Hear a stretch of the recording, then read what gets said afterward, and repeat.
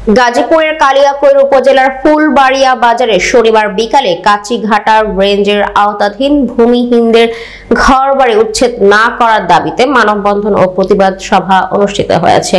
এই সময় সভাপতিত্ব করেন আবু নাসির সরকার, সঞ্চালনা করেন আজিজুল ইসলাম। প্রধান অতিথি ছিলেন জেলা বিএনপির সাবেক সহসভাপতি মোখলেসুর রহমান মাস্টার। বিশেষ অতিথি বক্তব্য রাখেন সেলিম রানা, লোকমান হোসেন, জালাল উদ্দিন সহ ভূমিহীন নেতারা। আশা করি আপনাদের পাশে আমরা থাকবো, আমরা আপনাদের পাশে আছি, থাকবো, ভবিষ্যতে থাকবো। আমার আপনার কথা বলতে গিয়ে আবেগ আপ্লুত হয়ে কেঁদে দিয়েছেন। কেন কেঁদে দিয়েছেন?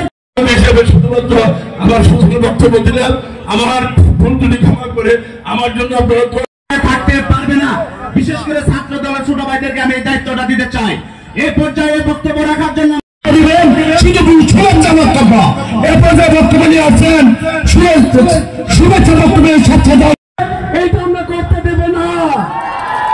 কিছু নাসির ভাই সহ আমাদের প্রিয় নেতৃবৃন্দ, প্রিয় মায়া, প্রিয় ভাইরা, আশা করি আপনাদের পাশে আমরা থাকবো, আমরা আপনাদের পাশে আছি, থাকবো, ভবিষ্যতে থাকবো। আজকে যাদের জন্য আজকে এই প্রতিবাদ এবং মানববন্ধন, সেই আমার বাংলাদেশের রাজনীতির বিশেষ ইতিহাসে যার গুরুত্বপূর্ণ ভূমিকা। আশা করি আপনাদের পাশে আমরা থাকবো, আমরা আপনাদের পাশে আছি, থাকবো, ভবিষ্যতে থাকবো। এখানে আসবে এর সাথে এই ছবিটা সরাসরি টিভিতে চলে যাবে। ছবিটা দিলাম নষ্ট।